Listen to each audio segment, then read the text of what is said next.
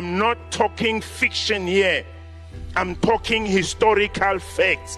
What was the role of the Christian church in the destruction, enslavement, exploitation, and marginalization of black people?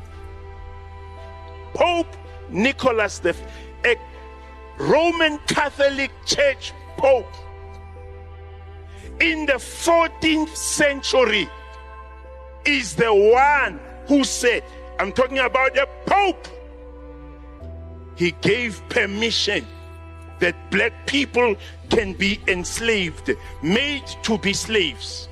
And the justification he gave was that black people are at the level of animals. They do not have a soul.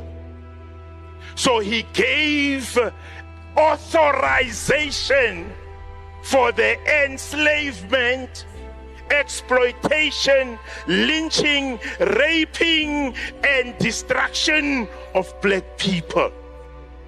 That's when it started by Pope Nicholas V. A white pope said you are an animal. I'm talking about your ancestors. It started in the church. Secondly, King Leopold II. Now, you can go and Google the letter of King Leopold II. And he said, make these black people, tell them, hurry, it is difficult for a rich man to go to heaven. It is like a camel going through a needle's eye. And that's what you must indoctrinate them with. Indoctrinate them. Tell them it is okay, or they can struggle and suffer here on earth.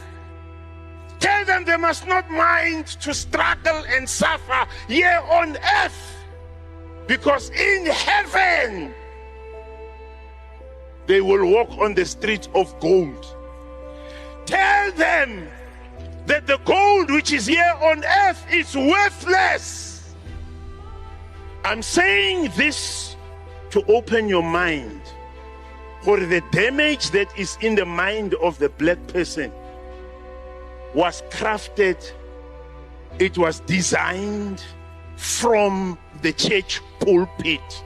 Did you know that the church, a place of peace and spiritual connection, historically enforced compliance among black individuals during slavery?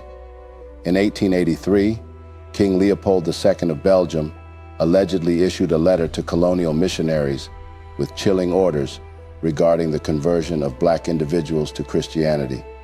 These commands that would forever alter the course of black nations and intertwine faith and religion with a sinister agenda.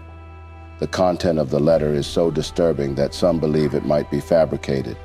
However, given all the oppression this tyrant inflicted on black people, can we truly dismiss the possibility that the letter is genuine? Here are a few excerpts from the letter so you can decide for yourself. Reverends, fathers, and dear compatriots, the task that is given to fulfill is very delicate and requires much tact. You will go certainly to evangelize, but your evangelization must inspire above all Belgium interests. Your principal objective in our mission in the Congo is never to teach the blacks to know God. This they know already. Evangelize the blacks so that they stay forever in submission to the white colonialists, so they never revolt against the restraints they are undergoing. Recite every day, happy are those who are weeping because the kingdom of God is for them. Convert always the blacks by using the whip. Keep their women in 9 months of submission to work freely for us. Force them to pay you in sign of recognition, goats, chicken or eggs, every time you visit their villages. And make sure that blacks never become rich. Sing every day that it's impossible for the rich to enter heaven. Make them pay tax each week at Sunday Mass. Use the money supposed for the poor to build flourishing business centres. Institute a confessional system which allows you to be good detectives, denouncing any black that has a different consciousness, contrary to that of the decision maker.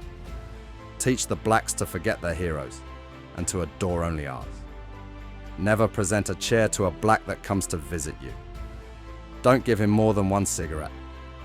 Never invite him for dinner even if he gives you a chicken every time you arrive at his house. This letter, if true, is just one of the many proofs of how the church was used to brainwash blacks into submitting to slavery. And whether the letter really is true or not, we cannot deny that King Leopold II's rule was a tragic historical tale of systematic racial brutality and unspeakable atrocities. Forced labor, torture, murder, and the ghastly practice of amputating hands from men, women, and children were routine punishments for failing to meet his demands. Truly, his reign itself was a crime against humanity. The Holy Bible, in the white colonizer's hands, and his interpretations of it, have been the greatest single ideological weapon for enslaving millions of non-white human beings. This is a fact that simply cannot be denied. According to Jomo Kenyatta, the founding father and first president of Kenya, when missionaries arrived, the Africans had the land and the missionaries had the Bible. They taught us how to pray with our eyes closed. When we opened them, they had the land and we had the Bible. Just as Arab raiders and traders used Islam and the Quran to justify the trans-Saharan slave trade, European colonizers wielded the Bible as a tool to rationalize and perpetuate the horrors of the transatlantic slave trade. In this dreadful chapter of history, the church played a huge and disappointing role as the backbone of this inhumane enterprise. Did you know that most of the slave traders and slave ship captains were even considered to be very good Christians? For example, Sir John Hawkins, the first slave ship captain to bring African slaves to the Americas, was a religious man who insisted that his crew serve God daily and love one another. His ship, ironically called the good ship Jesus, left the shores of his native England for Africa in October 1562. The church, especially the Roman Catholic and the Anglican churches, had plantations with slaves working on them. For example, the United Society for the Propagation of the Gospel, the world's oldest Anglican mission agency, owned several acres of slave plantations. It has been documented that the 800-acre Codrington slave plantation in Barbados was owned and operated by them during the 18th and 19th centuries. With all of this said, one may ask, why would the church itself condone such barbaric acts as slavery? Why would they allow the Bible to be used by tyrants such as Leopold to perpetuate cruelty? Unfortunately, the answer lies in the scripture, in the same way that the answer for extremist Islamic terrorism in the world today lies in the Quran. However, this does not mean that the religion itself is to blame. Rather, it is the fault of human interpretation.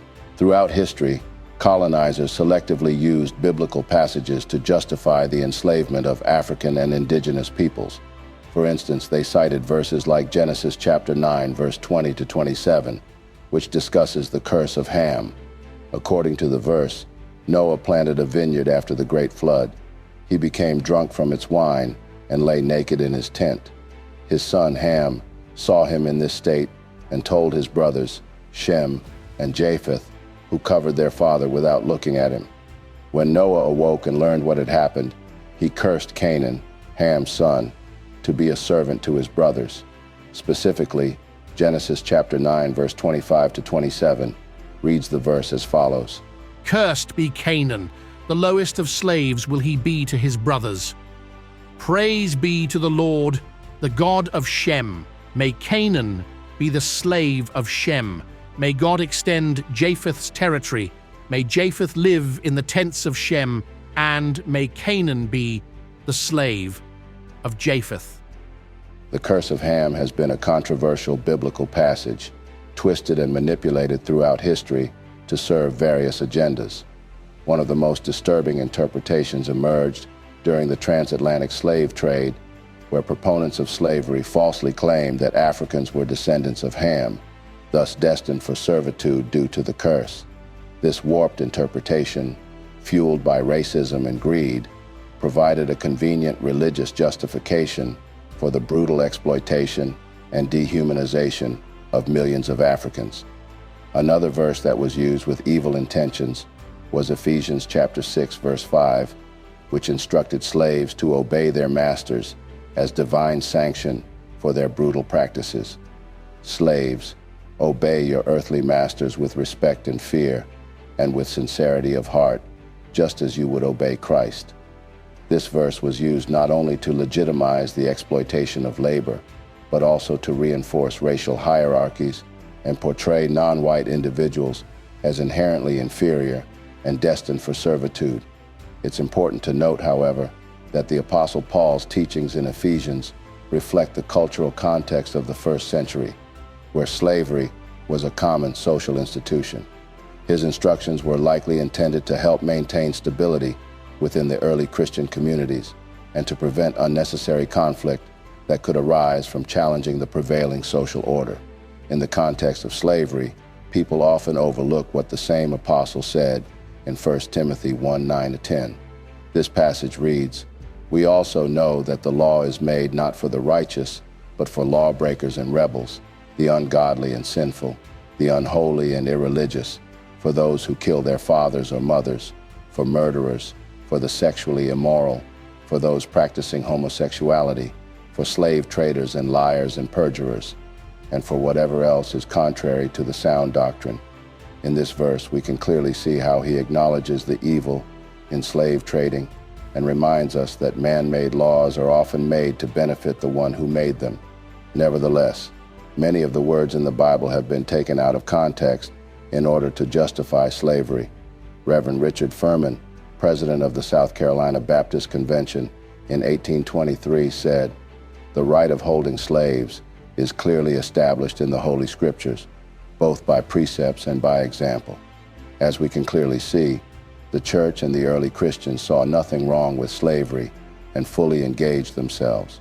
Most churches and cathedrals owned several acres of slave plantations and owned several slaves. Even when slavery was abolished, most churches had to be compensated for setting their slaves free.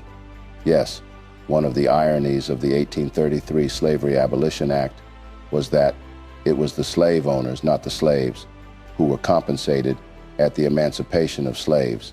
The Anglican Church received 8,823 pounds sterling in compensation for its loss of over 400 slaves. The Bishop of Exeter, along with 3 of his colleagues, received some 13,000 pounds in compensation for over 660 slaves. All these have been well documented. In reality, many church members of that era were eager to maintain slavery, going to great lengths to exploit any scriptural loopholes they could find. And if they encountered passages that contradicted their stance, they often resorted to omitting those specific words altogether. The Slave Bible, a disturbing artifact from the late 18th and early 19th centuries, serves as a chilling example of how religious texts were twisted to manipulate and control enslaved Africans. Commissioned by missionary societies, this version of the Bible was intentionally edited to remove any passages that could inspire hope for freedom or equality. Key verses that spoke of liberation, like Exodus chapter 3, verse 7-10, and Galatians chapter 3, verse 28, were either missing or heavily modified.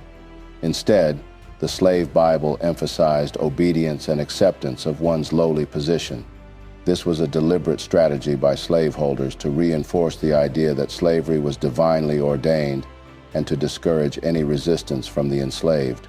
Despite its oppressive intent, the Slave Bible ironically offered enslaved Africans a glimpse into the teachings of hope and justice. Many found ways to interpret biblical stories of liberation, using them to fuel their own resilience and dreams of freedom. Now, we did not mention all of these for you to turn away from the church or your faith, but rather to inspire a critical examination of its history and a deeper understanding of how even the most sacred texts can be misused and manipulated. It's important to acknowledge these injustices to ensure they are never repeated and to foster a more inclusive and equitable faith for all. Religion is meant to provide meaning, purpose, and guidance in life. It offers a framework for understanding the world, our place in it, and our relationships with others. It seeks to connect individuals with the divine or transcendent, offering comfort, inspiration, and a sense of awe. In no way must it be used for hate and for sin. Remember, the true power of faith lies not in blind obedience, but in thoughtful engagement and a commitment to the good values instilled in faith. Thank you for joining us on this journey through the church's role in slavery. If you found this video insightful, please give it a thumbs up, share it with your friends, and subscribe to our channel for more thought-provoking content. Let's continue the conversation in the comments below. Until next time, stay curious, stay informed, and most importantly, stay faithful to your values. We hope you'll be with us for our next video.